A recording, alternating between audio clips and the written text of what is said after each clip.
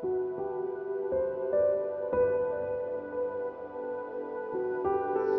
morning to all of you. Welcome home. Welcome home. I thought that because Amrit just returned home, but aren't we all returning home every instant? Isn't that the source of our joy? That we know that we can feel that return. We're not wandering aimlessly through the forest as we perhaps have been. There's a sense that even as we wander, we never really left home. It's like that story that I've often told of the one who is told that if you just get on that path and follow it and stay with that path, it will ultimately lead to your home. And so in the beginning of our spiritual journey, there's great enthusiasm where we're running along that path thinking maybe in an hour I'll get there. Then after a few hours of running, you think maybe I should jog and then walk.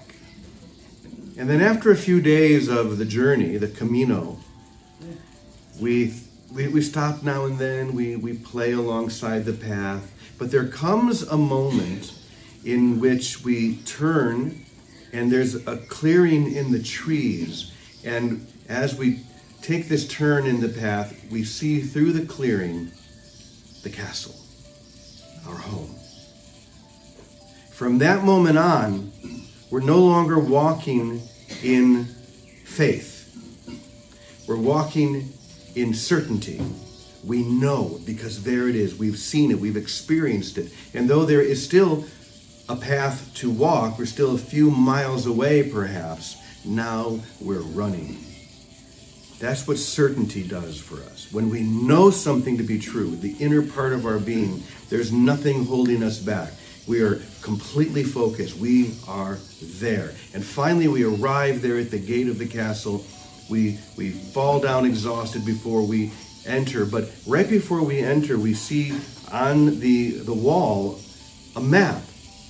And this map contains the entire property, all the land that belongs to your home.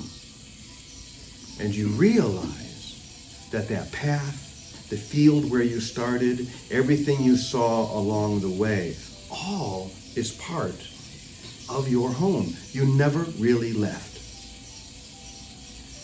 But now you know that. The point of us coming together here is to enter into the certainty of that experience. Yes, there's still a path for us to walk. Yes, there are still experiences for us to have. But there's a difference now between how we experience this with our lower self and with our certain self or our higher self. The certainty that wells within us because we know only love is real. Isn't that really the foundation of everything we share here? Only love is real. It begins with being uncompromising with that. There is no compromise. No matter what seems to be happening out here, politically, socially, in my relationships, I have to look through that. Sometimes it's very challenging, wouldn't you say? It's not as easy as it sometimes is when things are really going. When we wake up, for example, in the morning and there's no water in half of Namaste. And I hear everyone, but there's no water. Only love is real. Or at 7 o'clock, the banda music begins full force right next door. Right where you guys are trying to do your tapping session, or right where I'm trying. I was literally getting into the bath, literally stepping in, boom, just like a rocket ship it took off. Only love is real. We keep coming back to the, what was that? The lock. And then the lock, yes, the lock last night. It's like, things happen in threes. But no matter what, only love is real. And that's an experience. The certainty of that experience. So as you know, we are on day 4 of our Mind of the Mystic series, where we're taking a line from different mystics, and then we are making it our own. And today, in the next couple of days, we're going to be hearing from the great Thomas Merton. So how many of you are less familiar or not familiar at all with Merton? Okay, a few of you. I'll just give you a really brief introduction, because he is definitely, well, certainly from a Catholic perspective, the most important spiritual writer of the 20th century, maybe of all spiritual writers, because the depth of his experience and the way that he could communicate that is just profound. I highly, if you've never gotten into reading Merton, I highly recommend it. It is like diving to the deepest part of the ocean. And Merton, in most of his younger life, was anything but a mystic. He was a bit of a rascal, getting into lots of trouble, getting a young woman pregnant at Oxford, and then being shipped back to the U.S. where he could be put in place and having all sorts of adventures. He ended up studying literature and was going to be a professor of literature, I think at Columbia. But he began to feel this deep discontent. Something was missing, and he knew it.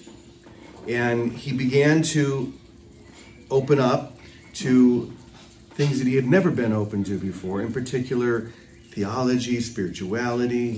He had a professor who he really resonated with. And to make a very long story short, it ultimately led him to join the monastery of Gethsemane near Louisville, Kentucky. Now, one thing that a lot of people don't know is that before that, he wanted to be a Franciscan. He was actually teaching at St. Bonaventure University in Olean, New York, which is a Franciscan university. He was set to enter, but then at the last minute they said, "No, I don't think we're going to take you." Can you imagine the guy who refused him, and years later, yeah, you're the one who told Thomas Merton he couldn't join. It's kind of like, refusing Babe Ruth or cutting Michael Jordan from your basketball team, something like that. But Merton had a deep, deep, deep longing for solitude, for contemplation, for that inner journey of certainty. And he was asked to write his autobiography by his superior, so he did it under direction. The 7-Story Mountain, which became a huge bestseller at that time and still is. And then all of the other books that came from it. So, and then the interesting thing is that Merton, he never left his monastery except in very rare occasions. But because he had such a deep passion for interfaith contemplatives, so contemplatives from different traditions. He was invited to speak at a conference where contemplatives from the Hindu tradition, the Buddhist tradition, and many other traditions were coming together in Bangkok. And they asked him to come and speak. His superior gave him permission. And right after he finished his talk, he went into his room and was apparently electrocuted when a fan fell into the shower with him. Now, there is a lot of speculation today that this was not an accident, that literally the CIA did this. There's a lot of evidence because he was such a powerful voice for peace. And this was this was in, I think, 1968 when this happened. So I guess that's what happens when you go too far, when you take it too seriously. No, I'm kidding. That's not what happens. How old was he? In his 50s. He was not very old, probably early 50s, I think. So for us to be able to just drink in now some of the wisdom of Merton, in particular, how Merton describes the difference between the false self and the true self. He was one of the first, at least from a Christian perspective, to go into this. Obviously, it's very, very true in the Ayurveda and in the Hindu and other Eastern traditions. But in the Western tradition, Merton was one of the first people to really dive into that ocean. So let's begin with our meditation so we can open our hearts to receive this. So take a deep breath and just become centered. Centered in the one. So I'm going to say each line as we reduce ourself into that one, into the experience of one. And just repeat this mentally after me. Be still and know I am God.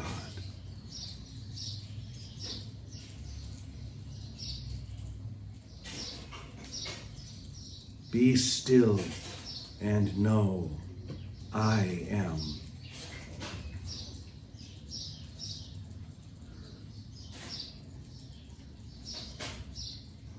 Be still and know.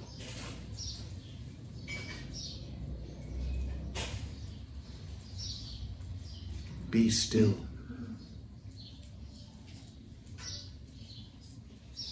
Be.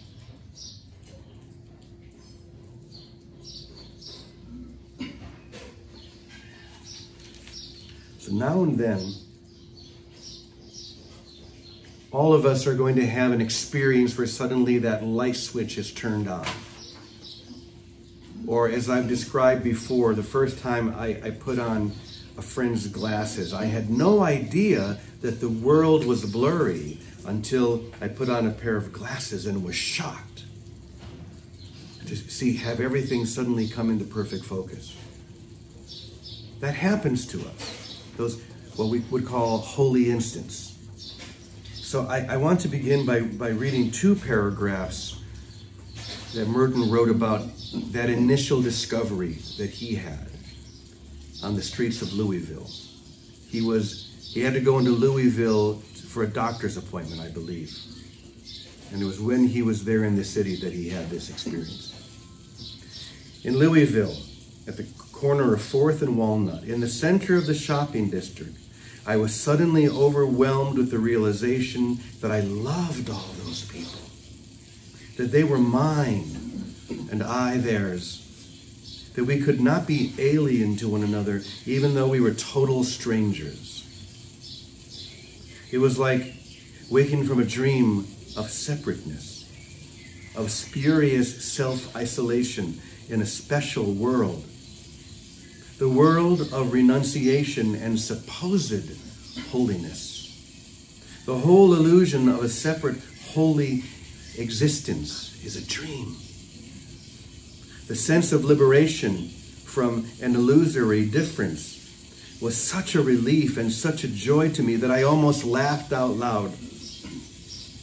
I have the immense joy of being human, a member of a race in which God himself became incarnate.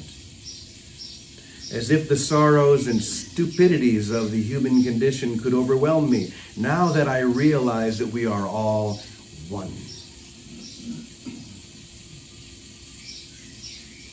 And if only everybody could realize this, but it cannot be explained. It cannot be explained.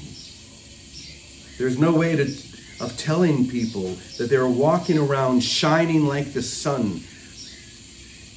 Then it was as if I suddenly saw the secret beauty of their hearts, the depth of their hearts, where neither sin nor desire nor self-knowledge can reach, the core of their reality, the person that each one is in God's eyes.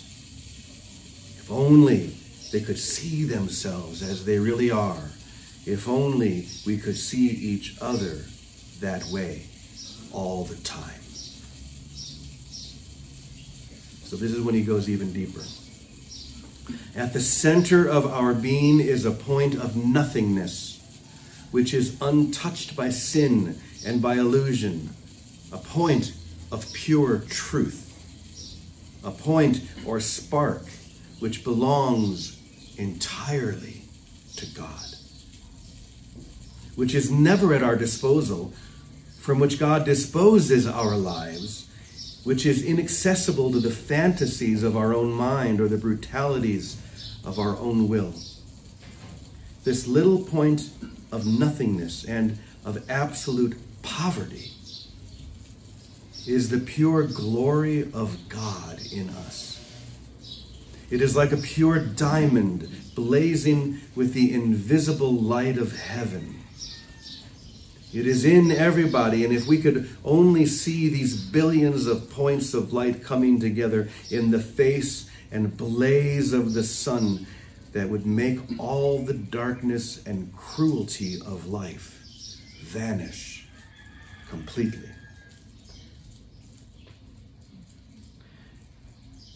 That's the holy instant. It cannot be explained. It cannot even be described. We can talk around the edges, perhaps, but we can't talk right to the center of it.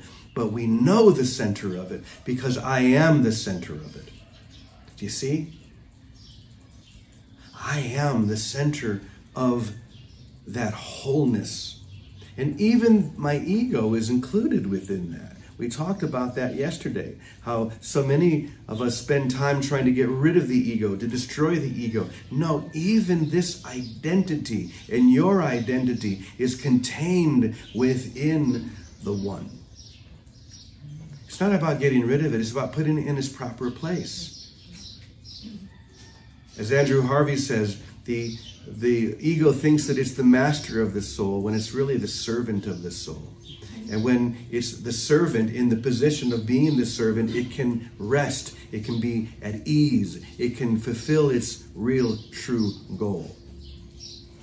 I often think of the ego like a dog. A dog is a healthy and has a healthy life if it knows its place. A dog that doesn't know its place is dangerous because they try to find their place on their own. We try and find our place on our own, and that's what makes us dangerous. But if we just relax and allow God to show us where we belong in each moment and just rest there, that's what we're called to. So, I'm going to give you now the one line that we're going to be working with from Merton.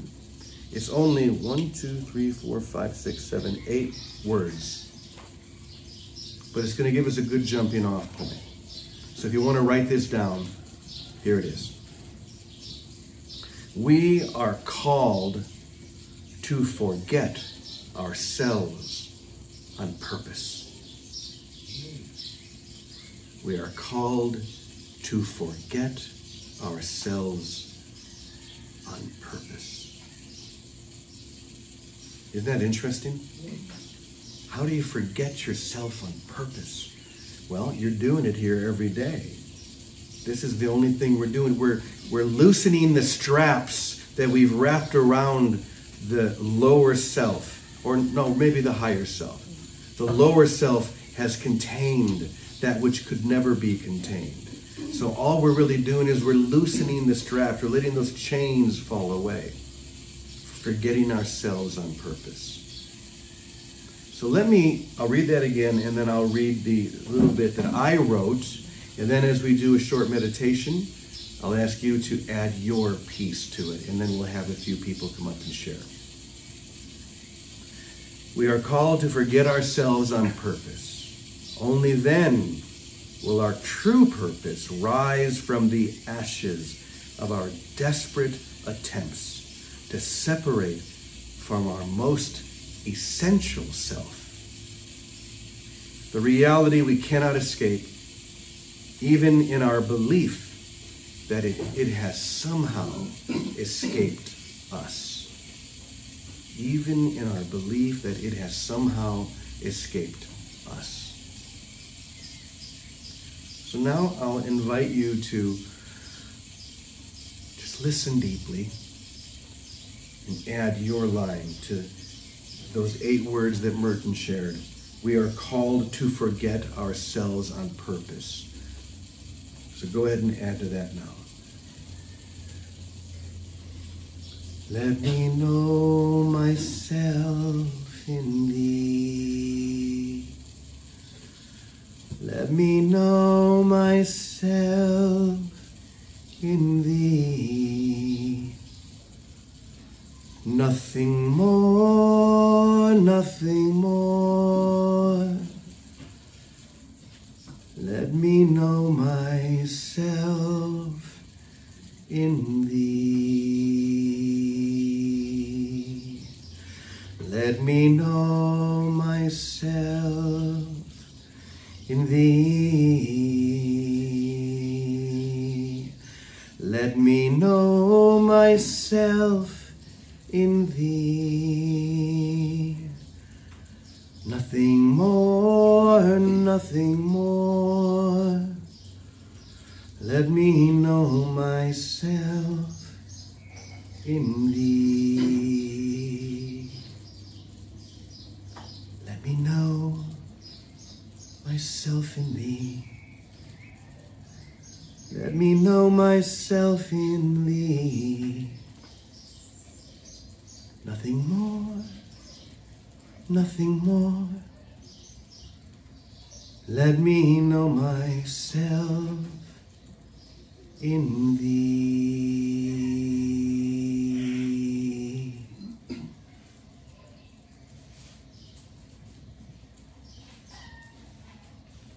So we're going to start with Namaste Village community. I'd love to have 2 or 3 people who have not spoken before come up and share what they were inspired to write. So yes, little tree, come on up.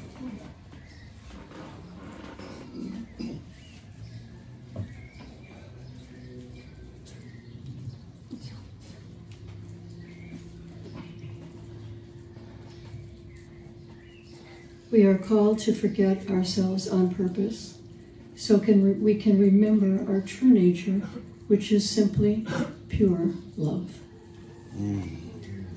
That's perfect. Our true nature, pure love. Who else? Jeff, come on up.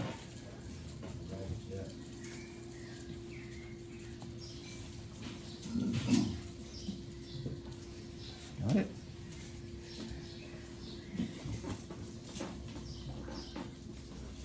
Hello, family. Thank you for your patience, your acceptance. I'm feeling I'm coming around the corner now. And I'm seeing how I was complicit in all these physical problems I've had.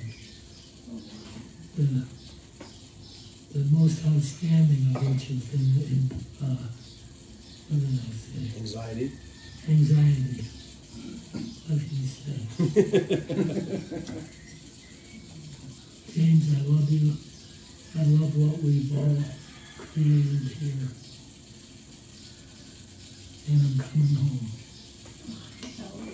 Amen.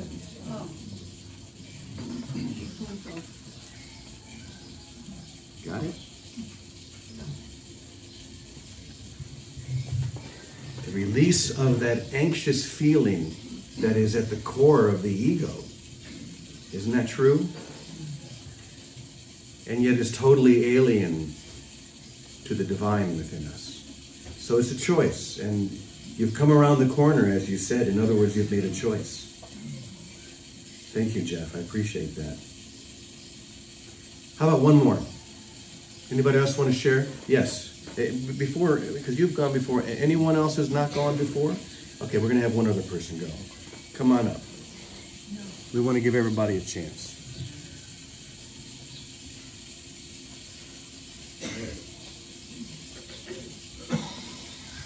You need the quote again, or do you have it? Yes, that would be nice. Okay. If the quote. All right. We are called to forget ourselves on purpose, So that we can experience the awe, the glory, and grace of our homecoming.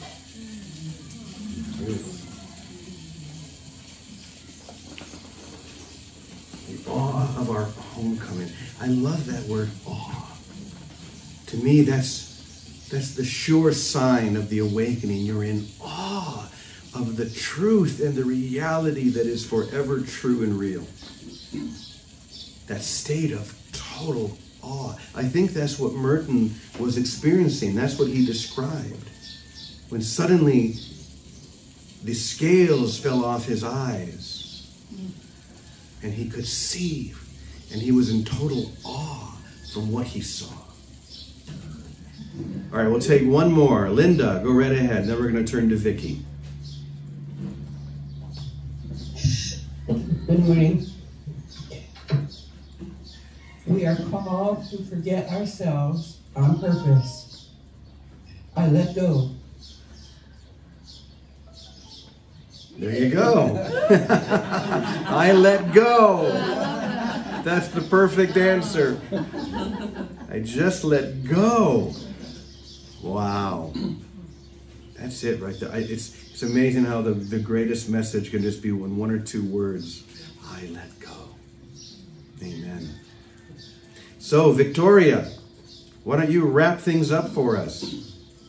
All right, Brother James, thanks everyone. Boy, Linda, Joy, as you said let go, there was an energy that grabbed us all in. It was an experience. It's what we're here to do with one another, and you hit it. Thank you. And thank you, everyone. And my line is very simple, too, and it's the same. We have one mind here.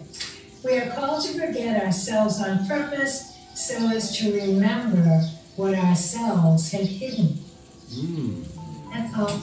But I also want to say, James, I love that you highlighted purpose, because in time and space, our purpose has been to take care of ourselves, to be comfortable, to get ahead, to do this, to do that.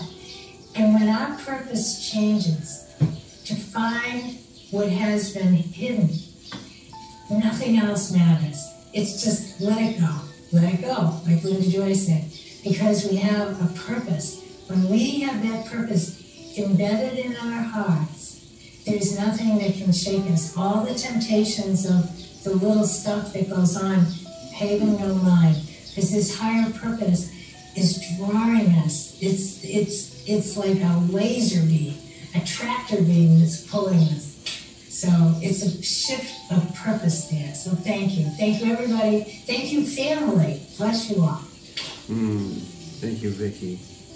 And what other purpose could we have but to allow the light that is within to shine bright and to fill all of those shadowy places where we have hidden for so long. But we hide no more. We make we are determined to no longer hide from who we really are, from who I am. That's what happens when we forget ourselves on purpose. Who I am is revealed. The light shines forth. And there's no greater gift. There's no greater experience. That is the experience. The experience that we talk about so often here. So let your light shine. Don't put a bushel basket under it. Light a fire on the highest mountain, not to draw attention to me, but only to thee, to the all that is. So thank you, everyone. That was beautiful. That was beautiful. I'm so enjoying hearing from all of you and feeling the collective wisdom of this family filling all of these empty spaces. So we love you very much, and we say to conclude, ready? Amen, amen, amen, e punto. We'll see you all tomorrow. Have a beautiful day.